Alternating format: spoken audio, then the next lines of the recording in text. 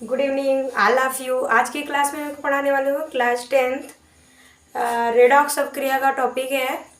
दिया हुआ है विद्युत अपघटन अवक्रिया। आज की क्लास में क्या पढ़ा जाएंगे?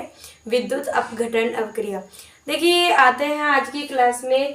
जो विद्युत अपघटन अवक्रिया है बहुत ही आसान तरीके से आज की क्लास में बताने वाली हूँ।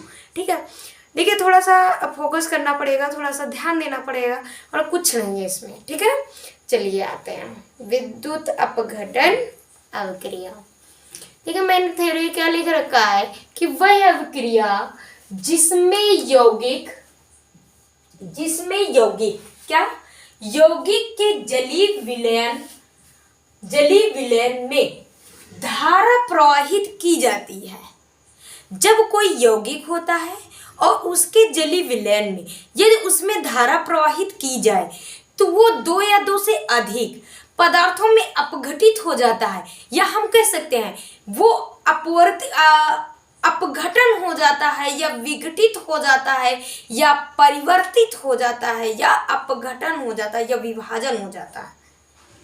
वो क्या कहलाता है? विद्युत अपघटन अवक्रिया कहलाता है। मतलब कि हमने यहाँ पे लिखा है कि जिसमें यौगिक के जलीय विलयन में धारा प्रवाहित करने पर दो या दो से अधिक पदार्थों में अपघटित हो जाता है, विद्युत अपघटन अवक्रिया कहलाता है। जैसे मैंने यहाँ पे रिएक्शन में देखेंगे, रिएक्शन मैंने लिया जैसे H2O। क्या लिया मैंने? H2O। रिएक्शन देखेंगे,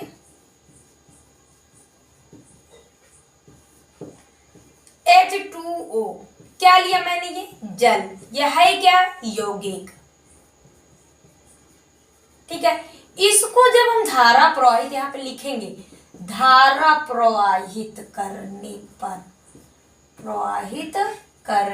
पर जब हम जल को लेते हैं और इसमें धारा प्रवाहित करते हैं, ठीक है, दो या दो से अधिक पदार्थों में अपघटन हो जाना या विभाजन हो जाना या अपघटित हो जाना क्या कहलाता है? विद्युत अपघटन अवक्रिया कहलाता है। मेरी बात समझ में आ रही है? मैंने क्या दिया भाई? मैंने लिया H2O। क्या लिया मैंने? H2O। H2O है क्या? जल है। जल मतलब यौगिक है। जब हम इसको अपघटित किए तो ये हाइड्रोजन और ऑक्सीजन में टूट गया। किसमें? हाइड्रोजन और ऑक्सीजन में टूट गया। तो ये टूटने की प्रक्रिया या अपघटित होने की प्रक्रिया, ये दोनों में अपघटित हुआ ना, यही दोनों यहाँ पे लिखा मैंने, दो या दो से अधिक पदार्थों में अपघटित हो जाना या हो जाता है, क्या कहलाता है? विद्युत अपघटन अवक्रिया कहलाता है। देखो बार बार वही बात बता रही हूँ कि एक यौगिक है, हम उसका क्या करते हैं, यहाँ पे देखो जल इरेज हो गया, जल। ठीक है, जल को हम क्या कहा? ये यौगिक है और इसको धारा प्रवाहित की गई तो हाइड्रोजन और ऑक्सीजन में अपघटित हो गया। हाइड्रोजन गैस क्या है? ये हाइड्रोजन गैस और ये ऑक्सीजन, इन दोनों पदार्थों में क्या हो जाता है? अपघटित हो जाता है या विघटित हो जाता है। जो कि इसमें कैसी क्रिया होती है? कैथोड की हो रही है, और इसमें कैसी क्रिया हो रही है? एनोड की हो रही है। ठीक है, अब देखिए मैंने रिएक्शन तो बना दिया, बट इसमें अभी ये दोनों संतुलित नहीं है। संतुलित मतलब दोनों बैलेंस नहीं है। जबकि ये अभिकारक है और ये उत्पाद है। दोनों क्या है? ये उत्पाद है। ठीक है, अब हमने कहा था कि रासायनिक अवक्रिया उसे कहते हैं जिसमें उत्पाद के अणु और अभिकारक के अणु दोनों बराबर हों, तो वह रासायनिक समीकरण क्या होता है? राइट होता है ना। तो यहाँ पे हमने देखा कि हाइड्रोजन कितने हैं? 2 हैं, तो हाइड्रोजन तो भाई बैलेंस है। लेकिन क्या ऑक्सीजन इधर कितने हैं? 2 हैं। इधर कितने हैं?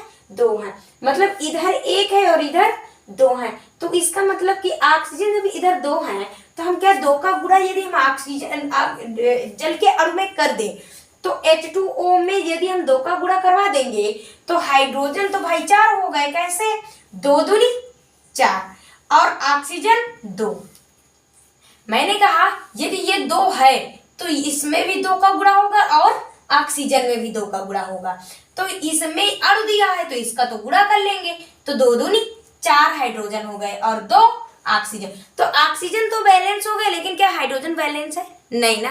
तो यदि हम 2 का गुणा करवा दें यहाँ पे तो 2 दूनी 4, यहाँ पर भी कितने हो जाएंगे हाइड्रोजन, 4 हो जाए। अब ये क्या हो जाएगा, बैलेंस हो जाएगा, संतुलित हो जाएगा। बात समझ में आ रही है बेटा। यह अभिक्रिया क्या कहलाती है, विद्युत अपघटन अभिक्रिया कहलाती है। फिर से सुनिए, यदि हम किसी यौगिक को, वह अभिक्रिया जिसमें जलीय विलयन के यौगिक को विद्युत धारा प्रवाहित करते हैं, यौगिक में विद्युत धारा प्रवाहित करते हैं, तो वो क्या करता है, 2 या 2 से अधिक सरल पदार्थों में अपघटित हो जाता है। यह अभिक्रिया विद्युत अपघटन अभिक्रिया कहलाती है। बस में जैसे मैंने लिया जल, और जल क्या है, यौगिक है, और जब इनको हम विद्युत धारा प्रवाहित कराए जल में, तो यह क्या हुआ, हाइड्रोजन और ऑक्सीजन में अपघटित हो गया। यह बनाने की विधि, यह अभिक्रिया विद्युत अपघटन अभिक्रिया कहलाती है। बस में यदि मेरी क्लास में आप पहली बार आए तो सबसे पहले सब्सक्राइब करिएगा, बेल आइकन दबाइएगा, लाइक करिएगा, कमेंट करके जरूर बताइएगा मेरी क्लास आपको कैसे लगी। Thank you.